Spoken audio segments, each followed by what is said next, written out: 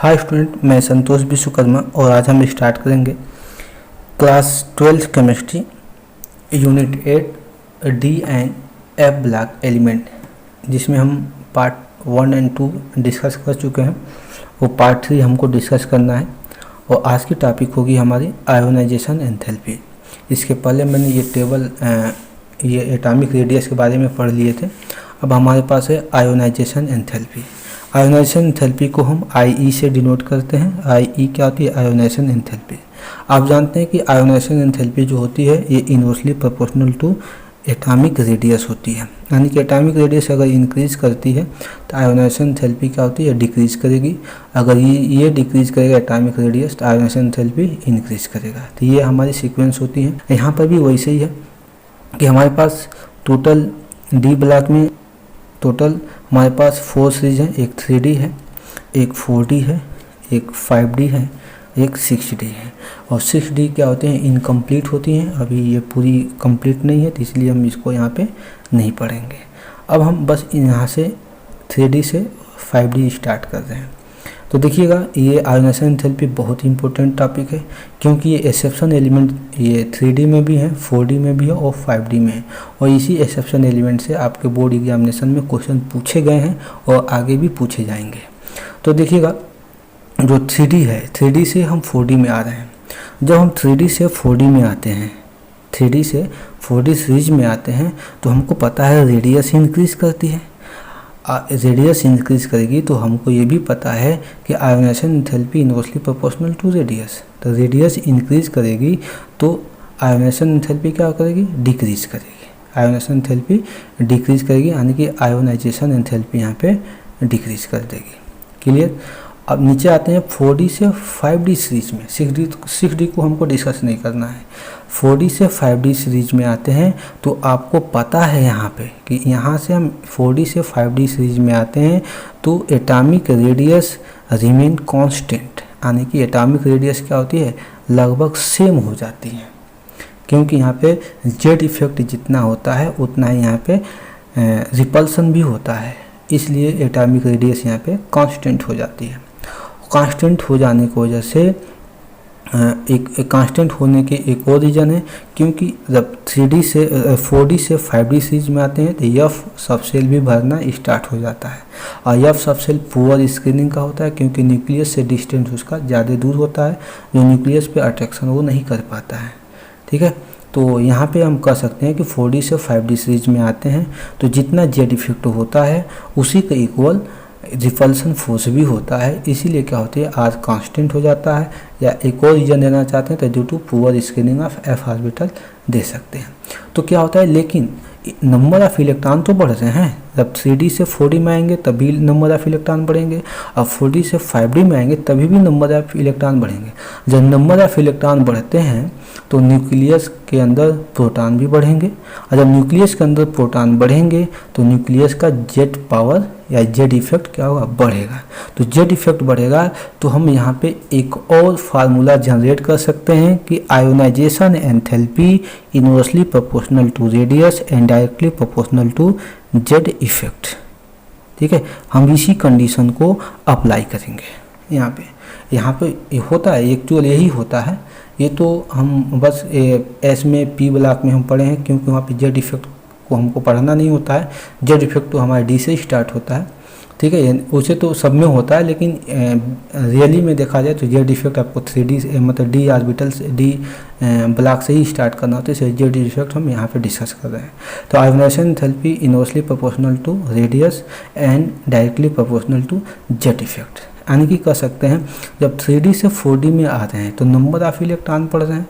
Number of electron बढ़ेंगे तो atomic radius increase होगा, आयोनाइजेशन एंथैल्पी क्या होगी? डिक्रीज होगी। ठीक है, आयोनाइजेशन एंथैल्पी डिक्रीज होगी। लेकिन जैसे 4D से 5D सीरीज में आते हैं तो हमारा रेडियस क्या होती है? एटॉमिक साइज यानी रेडियस कांस्टेंट यानी कि सेम हो जाता है, लेकिन नंबर ऑफ इलेक्ट्रॉन तो बढ़ रहे हैं। नंबर ऑफ इलेक्ट्रॉन बढ़ेंगे तो जेड इफेक्ट बढ़ेगा। अभी हमने आपको बताया जब जेड इफेक्ट बढ़ेगा, मान लीजिए जब इसको हम बढ़ा इंक्रीज करेंगे तो आयोनाइजेशन एंथैल्पी भी इंक्रीज करेगी। क्लियर हुआ? अब आपको मैंने प्रीवियस वीडियो में बताया था कि ये न्यूक्लियस है। अब मान लेते हैं कि हम आते हैं यहाँ पे, 3D से 4D में आते हैं। तो 3D से 3D से 4D या 4D से 5D में आते हैं। मान लेते हैं यहाँ पे 4D से 5D सीरीज के लिए आ रहा है। तो 5D सीरीज में आते हैं तो यहाँ पे 5D एंड 6s इलेक्ट्रॉन्स होते हैं। इसके 5D में 5D एंड 6s इलेक्ट्रॉन्स होते हैं यहाँ पे। तो जब यहाँ पे आएंगे तो आपको पता है कि यहाँ पे f ऑर्बिटल भी होते हैं। तो f ऑर्बिटल की स्क्रीनिंग क्या होती है, पुअर होती है। और पुअर स्क्रीनिंग होने की वजह से क्या होता है कि जो d इलेक्ट्रॉन्स होते हैं न्यूक्लियस पे अपना अट्रैक्शन जमा लेते हैं। अट्रैक्शन जमा लेंगे तो 6s इलेक्ट्रॉन भी क्या करेंगे, यहाँ पे d ऑर्बिटल कम ही होते हैं, ये 6s के इलेक्ट्रॉन भी क्या होते हैं यहाँ पे अपना अट्रैक्शन जमा लेते हैं। इससे जब अट्रैक्शन जमा लेते हैं तो साइज क्या होती है, सिकुड़ जाती है। या तो हम ऐसे भी कर सकते हैं कि जब हम 4D से 5D सीरीज में आते हैं तो नंबर ऑफ इलेक्ट्रॉन इंक्रीज होते हैं। नंबर ऑफ इलेक्ट्रॉन इंक्रीज होते हैं तो न्यूक्लियस पे जेड इफेक्ट क्या होती है, इंक्रीज होती है। जेड इफेक्ट क्या होती है, directly proportional to ionization enthalpy. जब जेड इफेक्ट कहीं इंक्रीज होती है तो यही समझिएगा कि साइज क्या होती है, छोटी हो जाती है। तो जिसकी साइज छोटी होगी उसी का जेड इफेक्ट सबसे ज़्यादा होगा। आई होप आपको समझ में आया होगा। तो अगर देखा जाए तो यहाँ पे डी में क्या होते हैं, एफ ऑर्बिटल भरना स्टार्ट हो जाते हैं। तो एफ ऑर्बिटल की वजह से उसके आगे के जो ये 5D और 6D इलेक्ट्रॉन्स होते हैं ये अपना न्यूक्लियस पे अट्रैक्शन जमा लेते हैं जिससे साइज छोटा हो जाता है और आयोनाइजेशन एंथैल्पी उसकी ज़्यादा हो जाती है। तो देखिएगा तो रेडियस भली से कांस्टेंट है लेकिन आयोनाइजेशन एंथैल्पी क्या होती है, लगभग 5D तक आते आते ये ज़्यादा हो जाती है। तो इन केस ऑफ यहाँ पे आपको पढ़ना किसका किसका है, देखिए 3D में आप पढ़े हैं कि 3D में आते हैं आपका ये कॉपर एंड जिंक, ये जो एक्सेप्शन में वही बता रहे हैं। 4D में अगर जानते हैं 4D में आपका सिल्वर पढ़े हैं और कैडमियम पढ़े हैं। और यहाँ तक 5D में आप लिखे थे सीरीज में ये गोल्ड और मरकरी लिखे थे। ये आपको इसको दिखा भी देता हूँ मैं। देखिए आप यहाँ पे देख सकते हैं 3D में जो एक्सेप्शन वाले एलिमेंट हैं यही हम देख सकते हैं, जैसे कॉपर है, जिंक है। यहाँ पे 4D में देख लीजिएगा लेड ये सिल्वर है और कैडमियम है। 5D में गोल्ड है और मरकरी। आप चाहें तो निकिल, प्लेटिनम, प्लेटिनम में भी अप्लाई कर सकते हैं। यानी कि यही कंडीशन लगभग सब पे लगेगी, लेकिन ये एक्सेप्शन है तो एक्सेप्शन वाले क्वेश्चन ज़्यादा पूछे जाते हैं। तो आप यहाँ पे कंसिडर कर सकते हैं। यहाँ पे आप देख सकते हैं कि 3D में कॉपर और 4D में आपका सिल्वर है और कैडमियम है और 5D में गोल्ड एंड मरकरी है यहाँ पे। तो आप पता है कि यहाँ पे 3D से यहाँ देखिए दिख रहा होगा आपको, 3D से हम 4D सीरीज में आते हैं। एटॉमिक रेडियस इंक्रीज किया है, यानी कि जब जिंक से हम मरकरी तक जिंक से कैडमियम तक आएंगे तो एटॉमिक रेडियस इंक्रीज करेगा। और जिसका एटॉमिक रेडियस ज़्यादा होता है, यानी कि एटॉमिक रेडियस ज़्यादा मतलब साइज बड़ा, और जिसका साइज बड़ा होता है उसकी आयोनाइजेशन एंथैल्पी क्या होती है, कम होती है। तो जिंक में और कैडमियम में आयोनाइजेशन एंथैल्पी की बात किया जाए तो जिंक की आयोनाइजेशन एंथैल्पी सबसे ज़्यादा होगी, जिंक की ज़्यादा होगी। लेकिन जैसे जैसे हम कैडमियम से मरकरी तक आएंगे तो यहाँ पे एफ इलेक्ट्रॉन भी भरना स्टार्ट हो जाएंगे। और एफ इलेक्ट्रॉन क्या होती हैं, पुअर स्क्रीनिंग होती हैं, लेकिन नंबर इलेक्ट्रॉन तो इंक्रीज करते हैं यहाँ तक आते आते। तो न्यूक्लियस का पावर बढ़ता है, न्यूक्लियस का पावर बढ़ता है तो जेड इफेक्ट बढ़ेगा, जेड इफेक्ट बढ़ेगा तो आयोनाइजेशन इसकी साइज़ क्या होती है, कम होगी। जब साइज़ कम होगी तो आयोनाइजेशन एंथैल्पी उसकी सबसे ज़्यादा हो जाएगी। तो सबसे ज़्यादा आयोनाइजेशन एंथैल्पी किसी होगी, मरकरी की होगी। ये ठीक है। तो इस तरह से हमारे पास सीक्वेंस क्या मिल गया है, जिंक का, कैडमियम का और मरकरी का। तो ये कोई सीक्वेंस नहीं है, ऐसे कोई सीक्वेंस नहीं होता है। यानी कि अगर देखा जाए तो एफ ऑर्बिटल होने की वजह से, इसमें एफ ऑर्बिटल है, एफ ऑर्बिटल होने की वजह से इसकी साइज़ सबसे छोटी होगी, जेड इफेक्ट बढ़ेगा, साइज़ सबसे छोटी हो जाएगी। तो ये सबसे छोटी साइज़ होगी, इसकी आयोनाइजेशन एंथैल्पी सबसे ज़्यादा हाई होगी। उसके बाद से जिंक की आ जाएगी, जिंक की साइज़ छोटी है और इसकी भी आयोनाइजेशन एंथैल्पी थोड़ी हाई है। लेकिन कैडमियम की साइज़ क्या होती है, बड़ी होती है और इसकी आयोनाइजेशन एंथैल्पी कम होगी। तो ये हमारे आयोनाइजेशन एंथैल्पी का क्या हो गया, सीक्वेंस हो गया। यही सीक्वेंस हम कॉपर में और सिल्वर, गोल्ड में भी देख सकते हैं। कॉपर से गोल्ड में आते हैं तो रेडियस इंक्रीज करता है, रेडियस इंक्रीज करता है तो आयोनाइजेशन एंथैल्पी डिक्रीज करेगा। तो आयोनाइजेशन एंथैल्पी सबसे छोटे वाले का ज़्यादा होगा, साइज वाले जो साइज में सबसे छोटा होगा उसका आयोनाइजेशन एंथैल्पी ज़्यादा होगा, यानी कॉपर का यहाँ पर आयोनाइजेशन एंथैल्पी ज़्यादा होगा। लेकिन हम सिल्वर से गोल्ड तक आते हैं तो यहाँ पे गोल्ड में क्या होते हैं कि एफ इलेक्ट्रॉन्स यानी कि एफ सब सेल इलेक्ट्रॉन से भरना स्टार्ट हो जाते हैं।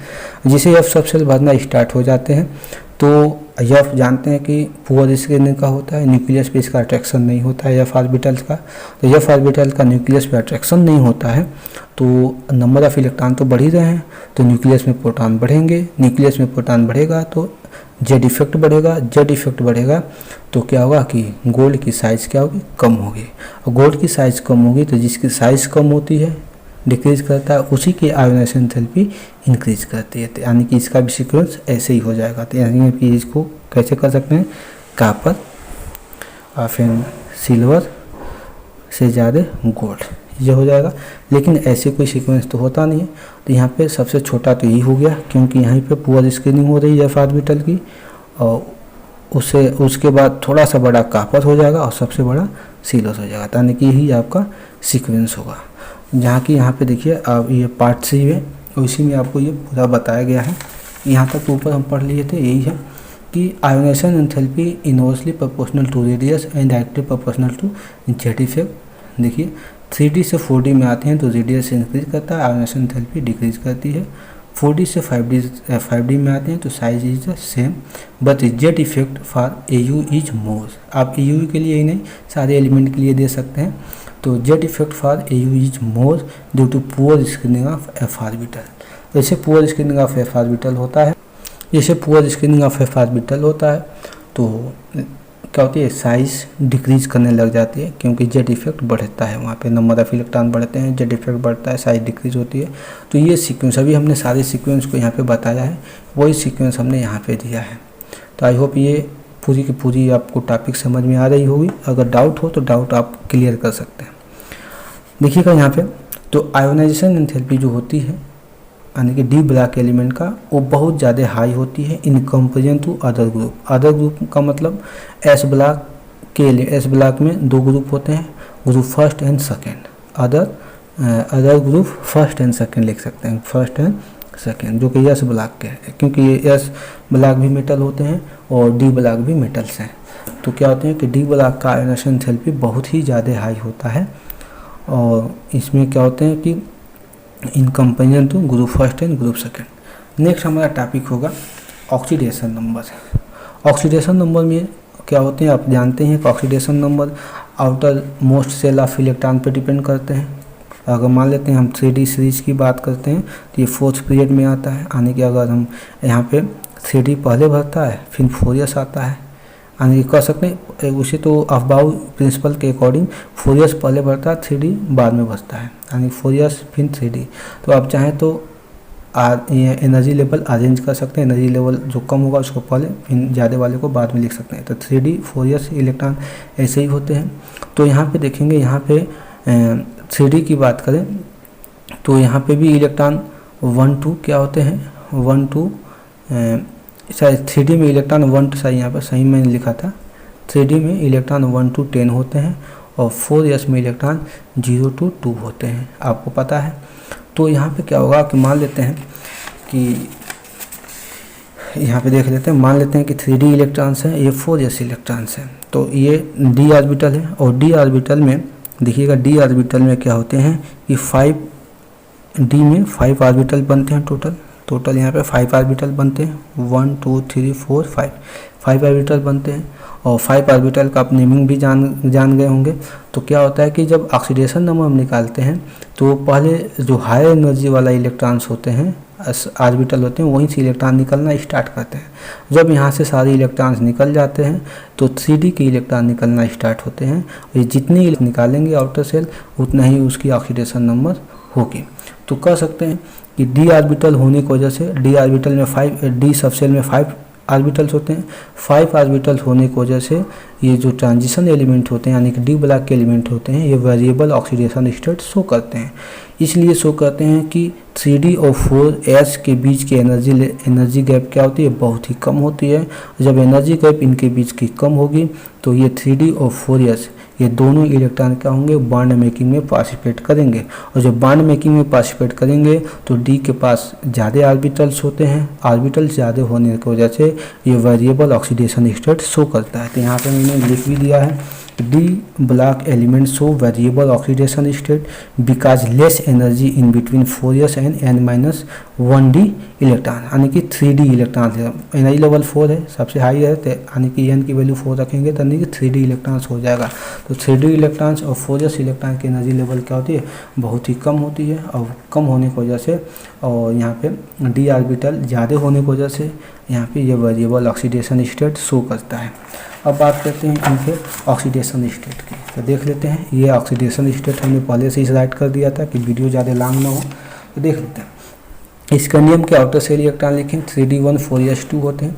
तो देखिएगा, अगर हम चाहें तो यहाँ से इलेक्ट्रॉन निकालेंगे तो सब 4s से 1 इलेक्ट्रॉन निकलेगा, और फिर थोड़ा सी एनर्जी देंगे तो 4s से 2 इलेक्ट्रॉन निकल जाएंगे, थोड़ी और एनर्जी देंगे तो 3d के भी इलेक्ट्रॉन निकल जाएंगे, 2 1 3 हो जाएगा। तो इसमें 1 क्या होते हैं कि 1 एंड 2, यहाँ पे +1 लिख सकते हैं, +1 एंड 2। लेकिन यहाँ पे 1 एंड 2 ये क्या होते हैं, स्टेबल नहीं होते, यानी कि स्टेबल क्या होता है, +3 ऑक्सीडेशन स्टेट होता है स्कैंडियम के लिए। टाइटेनियम पे देखेंगे, टाइटेनियम यहाँ पे +2 भी निकाल सकता है, और अगर डी से एक इलेक्ट्रॉन निकलते हैं तो 2 1 3 हो जाएगा, और डी से ये भी निकल जाता है दोनों इलेक्ट्रॉन तो 4 इलेक्ट्रॉन हो जाएंगे, 4s और इसके मिला के, यानी कि 2 3 4। यानी टाइटेनियम ये तीनों के तीनों ये जो ऑक्सीडेशन नंबर है ये तीनों के तीनों इसके लिए स्टेबल है। वोलेनियम की बात करते हैं तो वोलेनियम देखिएगा, टोटल यहाँ पे 2 इलेक्ट्रॉन्स 4s में, तो 2 इलेक्ट्रॉन ये लूज कर सकता है। 1 इलेक्ट्रॉन अगर इसका लूज करे तो 2 1 3 हो जाएगा, फिर ऐसे करके एक एक लूज करता चला जाएगा, और तो 3d का भी इलेक्ट्रॉन निकल जाएंगे। तो ये 2 3 4 एंड 5 ऑक्सीडेशन स्टेट ये शो करता है। क्रोमियम के केस में आते हैं तो क्रोमियम में देखेंगे, क्रोमियम में 4s में 1 ही इलेक्ट्रॉन है, यानी कि 1 से लेकर और 5 3d में 5 है, 5 1 6, यानी कि 1 से लेकर ये 6 तक, ये 1 से लेकर 6 तक ऑक्सीडेशन स्टेट शो करता है, जिसमें से सबसे ज़्यादा स्टेबल +3 एंड +6 ऑक्सीडेशन स्टेट होते हैं, यानी कि ये +1 +2 +4 +5 ये रेयर केस में किसी मॉलिक्यूल में देखे जाते हैं, लेकिन +3 +6 ये कॉमन होते हैं। ऐसे मैग्नीज में आएंगे तो मैग्नीज आपके पूरे पीरियोडिक टेबल में एकलौता एलिमेंट्स है जिसके पास सबसे ज़्यादा 3d सीरीज में एकलौता एलिमेंट है जो सबसे ज़्यादा ऑक्सीडेशन नंबर अपने पास रखता है, +2 से लेकर +7 तक रखता है। ऐसे आयरन में आएंगे तो आयरन में आयरन +1 से लेकर +6 तक शो करता है, लेकिन सबसे ज़्यादा स्टेबल ये आपका +2 एंड +3 है। ऐसे हेमेटाइड और मैग्नेटाइड पड़े होंगे तो हेमेटाइड मैग्नेटाइड में देख लेंगे ऑक्सीडेशन स्टेट +2 एंड +3 ही होते हैं। ऐसे कोबाल्ट में आएंगे तो कोबाल्ट आपका +2 +3 +4 तक शो करता है, क्योंकि ये 2 इलेक्ट्रॉन तो देगा, एक इलेक्ट्रॉन ये भी दे सकता है 3 हो जाएगा, और एक इलेक्ट्रॉन और देगा तो ये 4 हो जाएगा। तो मान लेते हैं 2 इलेक्ट्रॉन ये 3d 2 इलेक्ट्रॉन निकाल ले और 4s का 2 इलेक्ट्रॉन निकाल ले तो 4 इलेक्ट्रॉन टोटल निकल जाते हैं, और 3d में कितने इलेक्ट्रॉन बच जाएंगे 5 इलेक्ट्रॉन स्टेबल हो जाते हैं, क्योंकि हाफ फिल इलेक्ट्रॉन क्या होते हैं स्टेबल हो जाते हैं। तो इसकी वजह से ये +2 +3 +4 ऑक्सीडेशन स्टेट शो करते हैं।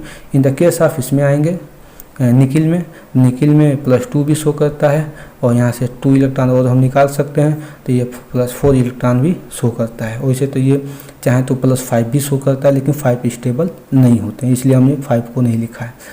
कॉपर में आएंगे, कॉपर +1 और +2 ऑक्सीडेशन स्टेट शो करता है, और यहाँ पे जिंक में आएंगे तो जिंक केवल +2 ऑक्सीडेशन स्टेट शो करता है। तो क्वेश्चन पूछा जाता है कि कौन सा ऐसा एलिमेंट है कि जो वेरिएबल ऑक्सीडेशन स्टेट शो नहीं करता है, लेकिन वो ट्रांजिशन एलिमेंट है। तो ट्रांजिशन एलिमेंट देखिए क्या होते हैं, ट्रांजिशन एलिमेंट का मतलब यही होता है जो वेरिएबल ऑक्सीडेशन स्टेट शो करे। तो देखिए जितने भी हैं सब के सब वेरिएबल ऑक्सीडेशन मतलब बहुत ज़्यादा ऑक्सीडेशन नंबर शो कर रहे हैं, तो इसलिए सब के सब ट्रांजिशन एलिमेंट है। लेकिन जिंक यहाँ पर ट्रांजिशन एलिमेंट नहीं है, क्योंकि ये एक ही ऑक्सीडेशन स्टेट शो कर रहा है, यहाँ पे 3d इलेक्ट्रॉन कंप्लीट है, यानी कि यहाँ पे एक ही जो ऑक्सीडेशन स्टेट शो करेगा उसको हम ट्रांजिशन मेटल कभी बोल ही नहीं सकते, ठीक है। इसीलिए लेकिन स्कैंडियम के केस में देखें तो स्कैंडियम भी +2 ऑक्सीडेशन स्टेट इसका स्टेबल है, लेकिन शो तो कर रहा है 1 2 एंड 3, लेकिन +3 ही स्टेबल है। आपके बुक में केवल +3 ही दिया होगा, लेकिन हम बता रहे हैं यहाँ पे +1 +2 एंड +3 तीनों होते हैं। तो इसलिए यहाँ पे ये ट्रांजिशन एलिमेंट शो कर रहा है, यानी कि वेरिएबल ऑक्सीडेशन स्टेट ये शो कर रहा है, यानी कि ये ट्रांजिशन एलिमेंट शो कर रहा है। तो क्वेश्चन ऐसे पूछता है कि स्कैंडियम मतलब ऐसे पूछे कि ऐसा कौन सा एलिमेंट है कि जो वेरिएबल ऑक्सीडेशन स्टेट शो नहीं करता उसके बावजूद भी वो ट्रांजिशन एलिमेंट है, वो आपके पास स्कैंडियम है। और ऐसे कोई एलिमेंट बताइए डी ब्लॉक का कि जो ट्रांजिशन एलिमेंट नहीं है, वो क्या है, जिंक है।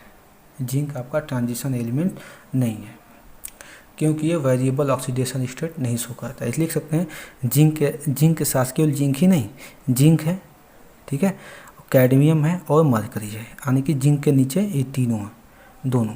तो ये इनमें क्या होगा, डी ऑर्बिटल कम्प्लीटली फुलफिल होता है, और डी ऑर्बिटल कम्प्लीटली फुलफिल होने की वजह से ये तीनों +2 ऑक्सीडेशन स्टेट शो करते हैं, यानी कि अपने आउटॉनिक NS के इलेक्ट्रॉन को ही बाहर निकालेंगे। तो इस कंडीशन में कह सकते हैं कि ये तीनों क्या होते हैं, ये transition not transition element, transition element, ये ट्रांजिशन एलिमेंट नहीं होते हैं, ठीक है।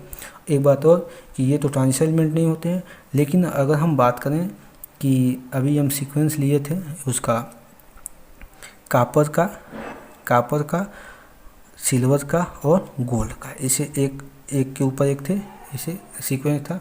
तो कापर, सिल्वर, गोल्ड को हम क्वाइनेज मेटल बोलते हैं। क्वाइनेज मेटल इसलिए बोलते हैं क्योंकि पुराने समय में कापर, सिल्वर, गोल्ड से हम क्वाइंस बनाते थे, यानी पुराने समय में इनसे क्वाइंस बनता था, इसलिए इनको क्वाइनेज मेटल के नाम से जाना जाता है। लेकिन याद रखेंगे जिंक, कैडमियम, मरकरी ये ट्रांजिशन एलिमेंट नहीं है, लेकिन डी ब्लॉक के एलिमेंट होने की वजह से इनको डी ब्लॉक में रखा गया है। स्कैंडियम +1+3 ऑक्सीडेशन स्टेट केवल शो करता है, इसलिए ये ट्रांजिशन एलिमेंट है, क्योंकि इसके पास पहले +1 +2 होते हैं, उसके बाद +3 होता है। भले से ये +1 +2 स्टेबल नहीं है, लेकिन +3 स्टेबल होने की वजह से ये क्या होता है कि ये स्कैंडियम ट्रांजिशन एलिमेंट शो करता है। Thanks for watching my this video. ये वीडियो थोड़ा ज़्यादा लॉन्ग हो चुका है। अब नेक्स्ट वीडियो में ये डी ब्लॉक एलिमेंट